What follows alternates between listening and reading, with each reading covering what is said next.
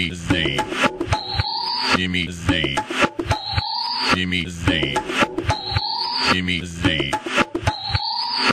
Yeah, my show on Friday, I played some of the interview that Rush Limbaugh did Friday with Donald Trump, and they talked about that to a certain degree. It wasn't quite as hard hitting as I'd hoped for, because Trump needs to explain that. He was actually pushing for Hillary Clinton. Then he switched over, I guess, when Obama won the nomination. So, and I can understand how some people were very upset with George Bush for a number of reasons. But to think that Obama, I was able to identify very early on that Obama would be bad for the country, and it turned out being that way. Yeah, it's true. As a matter of fact, I saw in the news this morning, according to Trump, Obama's the worst president we've ever had. Yet, again, a couple of years ago, George Bush was the worst president we ever had, according to him. And as you said, I can see why people don't like Bush. The economy started tanking under him, and there was the problems in Iraq. But Trump's stance on, Obama and Bush, who are not very similar. They do agree on some things, but at the same time, they are from different parties and have many different views. I'm just not too sure where he falls because, as you said, he did support Obama quite a lot. Jayson? Yeah, I completely agree with Connor on that one. I basically just second everything he just said. Okay, let's get into the budget just a little bit here, because on last Wednesday, Obama talked about his budget concept. He really didn't talk about a specific plan. And then prior to that, and we're hearing a lot about the Paul Ryan budget proposal.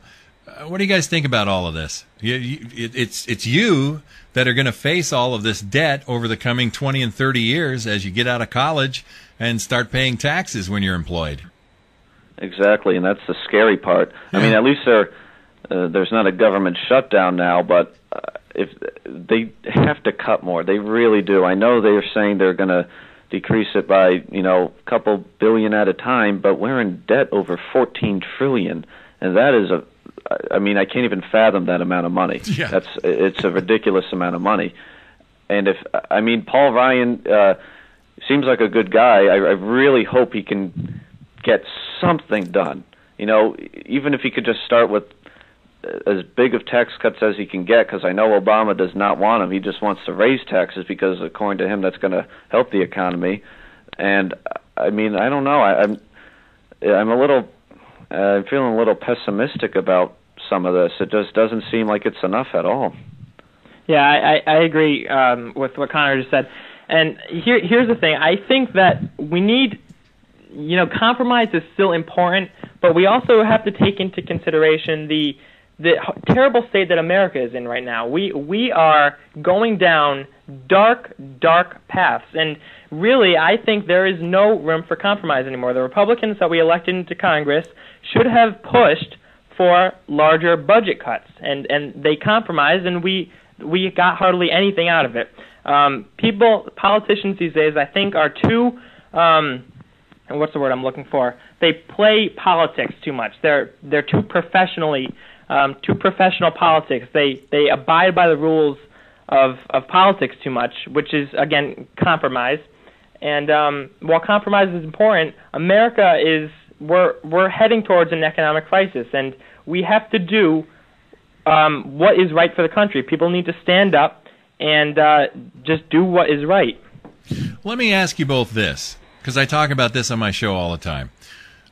If the Republicans, let's say that the Republicans in 2012 win the White House and the Senate, and they have the majority in the House, and they can do whatever they want. Let's say they have a supermajority. I don't think that's going to happen, but let's say it happens. And the Republicans sit down and they say, okay, we're going to do what needs to be done. We're going to cut across the board. Well, you and I both know that we have many Americans, 45 to 50% of Americans don't pay any taxes. Many Americans are on some kind of welfare. And so the result would be, I don't know what percentage, but a large chunk of America would be furious with the Republicans, and in 2014 vote a whole lot of them out of office. So my question to you is, How do we do the right thing for America and at the same time convince the majority of Americans that it must happen? Well, it would be a very, very, very difficult task. When I talked about FDR on our show, I mentioned how he basically started the welfare state. And right now, about 35% of Americans are on some sort of welfare. If that was to reach 50%, we would essentially become a socialist nation, and our economy would be in shambles. Budget cuts are very necessary. We have to, Ronald Reagan once said, welfare's success should be measured by how many people get off it, not how many people are on it. But right now, if we just keep allowing welfare and even things like Social Security, if we keep more people join in and invest and beg the government for handouts, the economy's just going to tank. It really is, and it's almost on that tipping point. I mean, people think, we're only in a quick recession. No, that's not true. We could easily head to a depression, and we could easily head to one quickly. So, the Republicans might not do what people on welfare want them to do, but those people on welfare have to just become more independent. That's what this country's based off of. It's not based off government handouts. And my suggestion is that the government, welfare by the federal government is unconstitutional. I suggest they just let the state governments deal with welfare, and if the state governments bankrupt themselves, then that's their fault. I mean, it's not the federal government's job, because if the federal government keeps doling out all these handouts, it affects the whole country, not just one state. So there needs to be drastic cuts. It's not going to be popular, and it's not going to be easy, but it would have to be done. Jayson, I'd love to hear your thoughts on this. And you know what? I'm not going to let you get away with, I agree with everything that Connor said. Okay. Well, for the most part, unfortunately, I do. I think that. By the way, I have no problem with that. I agree with everything he said too, and he said it very well. Yeah, absolutely. It's going to be hard. Convincing people to do what needs to be done for the country is going to be very tough. It's not going to be easy. Glenn Beck talks about this all the time, and it is what it is. It's not going to be an easy task. In terms of the economy, we need to cut spending. We need to, severely cut taxes, and that is the plan of the GOP. That is at least what I think they should be doing. And also, I think what's very important is that I have faith that the people, as much as it doesn't look like it now, will truly get back in touch eventually, may not be soon, but eventually, with the ideas of our founders and with the Constitution. Our president right now is a unconstitutional president. He does not follow the Constitution. He said in his own words that he thinks the Founding Fathers were flawed, and I think that this is a huge piece to the puzzle. If we want to restore America, we get back to the Founding Fathers, we get back to the Constitution, and get back to the way things were intended to be in 1776. That's what we need to do in addition to tax breaks and spending cuts. Look, I never deal with faint praise. I don't blow smoke. I've got to tell you both that I am very impressed with the progress both of you have made. You sounded great the first time you were on the show. This time around, it's just stunning. I am, as an American, I'm very proud of what you're doing.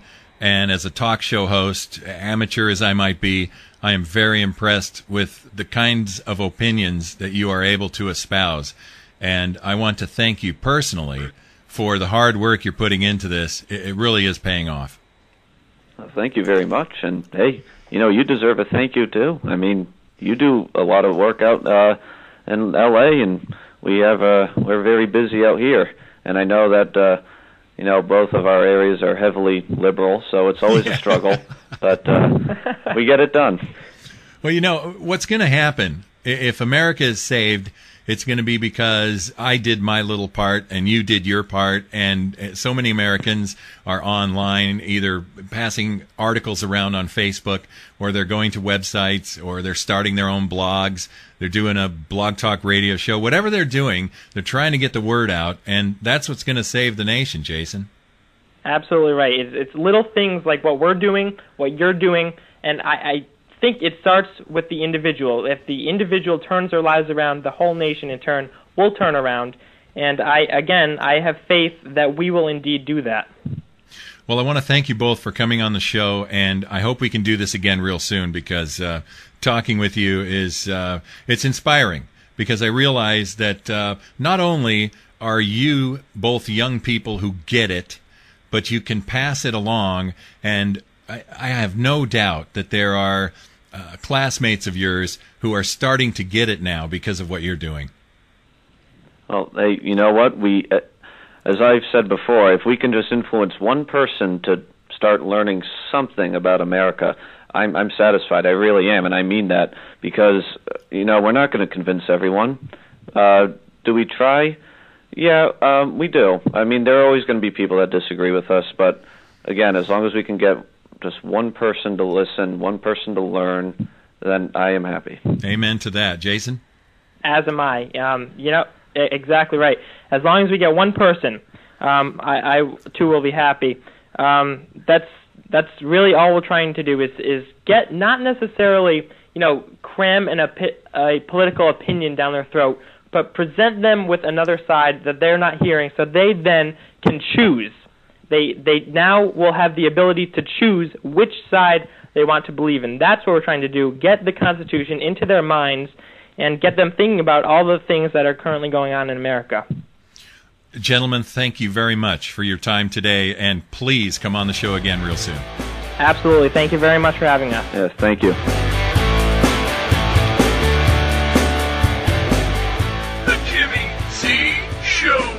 I'm Barack Obama, and I approve this message.